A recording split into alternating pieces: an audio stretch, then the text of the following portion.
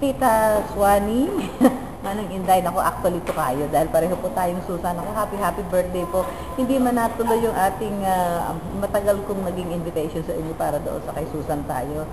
Ay naku, I'm very happy dahil ilang taon na po kayo ngayon. Parang kahit paano napakarami na ng mga lessons na matututunan sa inyo. And I remember yung isa kong friend, kinuwento sa akin yung paano yung mga apo ninyo, kung paano nyo pinapalaki na parang kailangan matuto ka sa buhay. May mga lessons sa buhay na kailangan daanan mo muna yung masakit para malaman mo na eto ang leksyon sa buhay na aking natuturan. At siyempre, yun sa edad nyo yan, talagang napakarami ng naging lessons. Alam ko na ibahagi nyo na yan sa mga taong nakapaligid sa inyo, sa mga taong nai-impluwensyahan ninyo sa mga magandang panuntunan ninyo sa buhay. Kaya happy birthday at sana po humaba pa ang inyong buhay dito sa mundong ibabaw.